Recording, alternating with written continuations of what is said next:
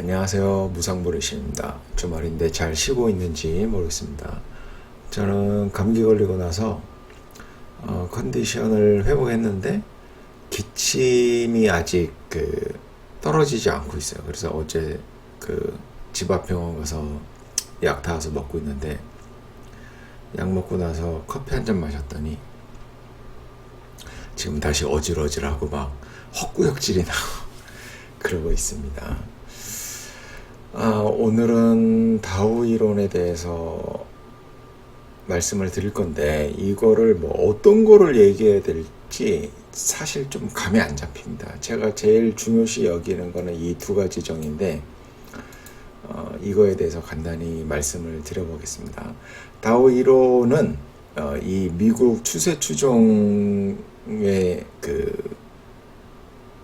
기반으로 되어 있는 겁니다. 그러니까 윌리엄 오닐이라든가 이런 기술적 분석 대가들이 만든 추세 추종은 다우 이론을 기반으로 해서 다 다듬어졌다고 보시면 됩니다. 그래서 다우 이론의 가장 중요한 정의는 뭐냐면 요겁니다. 상승 추세의 정의는 저점이 높아지고 고점이 높아지는 것을 얘기합니다. 그러니까 한마디로 말하면 이런 식으로 움직일 때 이제 고점이 이렇게 높아지고 저점이 이렇게 높아지면 이거를 상승 추세로 정의를 합니다. 그리고 이제 여기를 스윙 하이라 그래요. 변곡점, 추세의 변곡점. 그리고 여기를 스윙 로우라고 하고, 여기서도 여기까지 상승하는 거를 스윙이라고 합니다. 스윙이라고 합니다. 그래서 이제 이렇게 고점을 높였다. 그래서 하이라 그러나 하이어 하이. 그리고 이제 여기를 하이어로 고점을 낮췄다. 이렇게 하고요. 이제 요거는 이제 상승 추세가 되고, 반대로 이제 하락 추세는 이런 식으로 가죠. 그래서 여기는 이제 하이로, 그쵸? 그리고 이제 여기는 로어로 이렇게 해서 이제 저점을 낮췄다. 이런 거는 하락 추세라고 합니다. 그렇기 때문에 우리는 이 변곡점을 돌파하는 여기에서 이제 하락 추세가 이어지는구나. 반대로 이렇게 여기를 돌파하면 상승 추세가 이어지는구나. 이런 식으로 정의를 가지고 해석을 내려서 이제 각종 타점이 만들어지는 겁니다. 근데 미국 시장과 우리 시장의 차이점이 뭐냐면, 미국 같은 경우에는 401K라 그랬잖아요. 제가 단순하게 계산을 해도 연 3,000조인가? 그게 주식 300조인가 3,000조가 주식시장에 유입이 되는 반면에 국장에서는 그러한 자금 유입이 별로 없죠. 그래서 이제 미국에서는 이제 추세를 잘 지키면서 상승하는 경우가 많이 있는 것 같아요. 대형 우량주인 주도의 주인 경우에. 그거는 왜 그러냐면 기관 매수세 때문에 그럽니다. 이제 윌리엄 오닐도 굉장히 강조한 얘기인데, 이 기관의 자금이 워낙 크다 보니까 한 번에 사질 않고 시간을 나눠서 계속 사는 겁니다. 그렇기 때문에 추세가 잘 유지하는 거죠. 근데 이제 국장 같은 경우에는 기관의 매수세가 있지만 기관의 자금이 크지 않기 때문에, 그리고 크지 않고 어떤 단기적인 성과를 요구하는 그러한 문화가 있기 때문에 조금만 올라도 5%만 올라도 홀라당 팔아먹는 그런 기관들이 많기 때문에 국장은 변동성이 이제 굉장히 크죠. 그래서 장기적으로 상승 추세를 그려나가지만 단기적으로는 엄청난 변동성을 그리면서 움직이는 경우가 굉장히 많습니다. 그래서 이 다우 이론은 추세 추종이 만들어진 기반이 되는 이론이다. 그래서 모든 타점이 다 여기에서 출발이 됩니다. 그래서 이제 전고점을 돌파하는 상승 추세를 확인하고 매수하는 타점이 있고, 아니면 눌림에서 매수하는 타점이 있겠죠.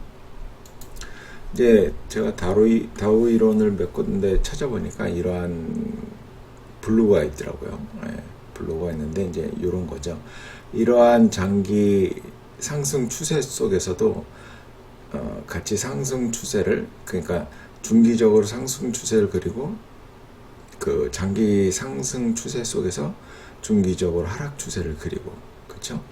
그리고 중기 상승 추세 안에서도 단기적으로 상승 추세, 하락 추세, 단기 추세, 하락 추세, 상승 추세, 단기적으로 이러한 추세를 그려 나가는 거예요. 이거는 뭐 이제 어떤 그 엘리어트 파동 이론의 그 기반에서 이제 이 그림을 그려놓은 것 같아요. 상승 5파, 하락 ABC 3파 이런 식으로 그려 나갔는데 뭐 꼭 이런 식으로 움직이는 건 아닙니다.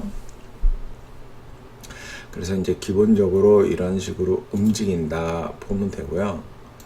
이제 이런 식으로 해서 이러한 패턴들이 만들어진다 보시면 돼요. 그래서 이제 여기서 얘기하는 거는 What's your trading style? 그래서 이제 breakout trader. 그래서 이제 고점을 돌파한다는 거는 뭐죠? 상승 추세가 시작하는 최초의 지점인 것을 말합니다. 그래서 이러한 데를 돌파할 때 따라 들어가는 게 이제 상승 추세 투자자, 추세 추종 투자자의 기본적인 거죠. 이것도 이제 마찬가지고, 이러한 것도 이제 마찬가지입니다. 그리고 모멘텀 트레이더라고 돼 있는데 이렇게 상승 추세 와중에 이제 그 슈팅하는 와중에 살짝 조정한 다음에 다시 돌파할 때 이런 식으로 매수하는 경우도 있고 뭐 이런 식으로 이제 그 매수하는 경우도 있나 봅니다. 이제 스윙 로우 저점을 돌파하는 그런 거죠. 이거는 이제 프로는 어떻게 매매하는가? 저자가 주로 매수하는 방식이고요. 이런 거는 이제 리버설 트레이드라고 해서 이제 추세 전환을 기다리는 거죠. 예, 이런 식으로. 근데 저는 주로 이제 이러한 돌파 매매 그리고 이제 이러한 추세 전환 매매도 하고 있고, 이제 요거를 보면은 이거는 이제 HTF 하이타이트 플래그죠. 예, 요것도 이제 상승 어느 정도 상승하는 모멘텀을 보여준 다음에 20% 이내로 살짝 조정을 하고 다시 여기를 돌파할 때 매수하는 거죠. 그러면 이제 전형적인 상승 추세를 이용하는 이제 매매가 되는 거고, 이런 것도 마찬가지죠. 조정하는 구간에 이렇게 작은 박스권을 그렸다가 이 박스권의 하단을 돌파하면 여기는 이제 공매도하는 자리가 될 것이고,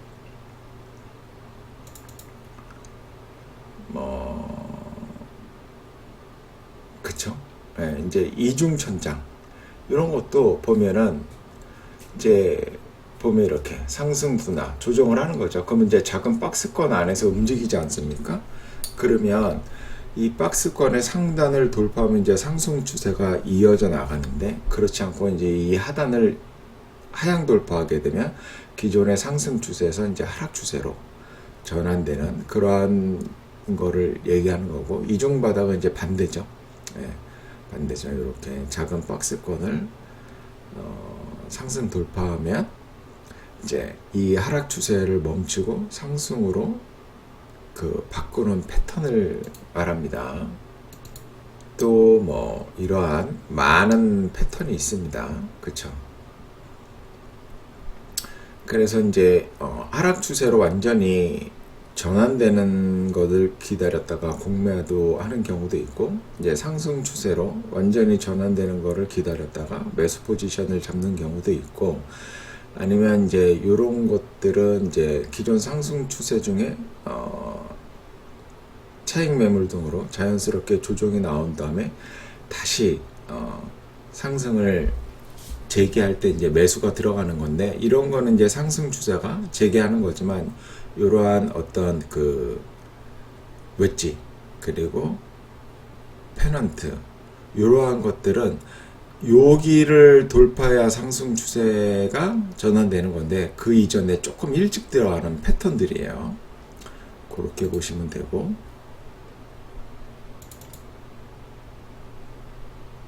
뭐 다양한 패턴들이 전부 다 이 상승 추세의 정의에서 나온다고 보시면 돼요. 그러면 이제 우리가 실전에서는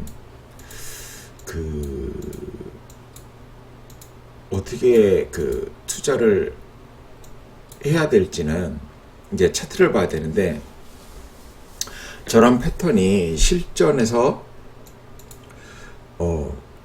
말을 하니까 컨디션이 갑자기 급남주가 와서 그래서 이제 뭐 이 다우 이론의 입각에서 우리가 이제 매수 타점 여부를 결정해야 되는데, 뭐 요런 데를 이제 돌파할 때가, 그쵸? 예, 요런 데를 돌파할 때가 상승 추세가 이제 재개되는 지점이잖아요. 그리고 여기 이런 부분에서는 이제 상승 추세는 이쪽인데, 이렇게 하락 추세선을 돌파하는 이러한 지점부터 매수 들어가는 건 이제 조금 일찍 사는 경우죠. 그리고 반대로 이제 이러한 부분을 보면 이제 여기가 스윙 로우고 스윙 하이죠. 스윙 로우로 내려갔다가 다시 올라가지만 여기를 돌파하지 못하고 다시 이렇게 내려가요. 그럼 뭐 어떻게 되죠? 이제 쌍봉이 나온 거죠. 그럼 여기를 깨는 순간 이제 하락 추세로 들어가는 것이다.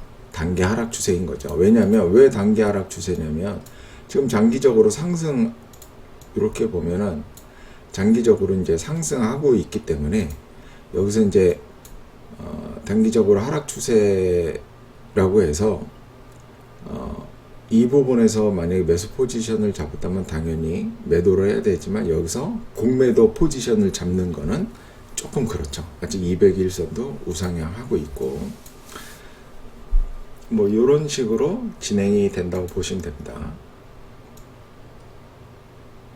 지금 급 컨디션 난조가 오고 있어서 어떤 얘기를 해야 될지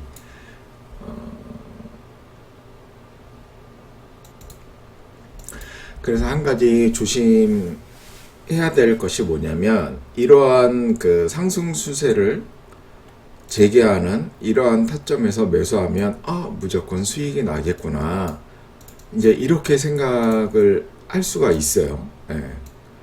그렇지만 안 그런 경우도 엄청나게 많다는 거를 우리는 알고 있어야 됩니다. 유한양행도 보면 지금 장기 상승 추세예요. 예, 장기 상승 추세이지만 반드시 이러한 점을 돌파할 때, 반드시 상승 추세로 연결되지 않는 경우도 굉장히 많다는 거를 알 수가 있어요. 그쵸? 네, 이렇게. 그래서 우리는 손절이라는 게 필요한 거죠. 네.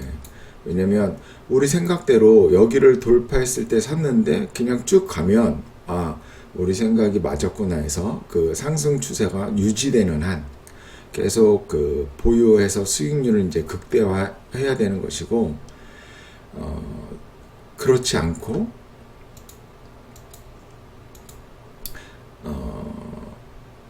이런 식으로 돌파를 했지만 이렇게 예상과는 반대로 이러한 흐름이 나타난다 그러면, 우리는 손절이라는 무기로 우리의 투자금을 안전하게 지켜야 됩니다.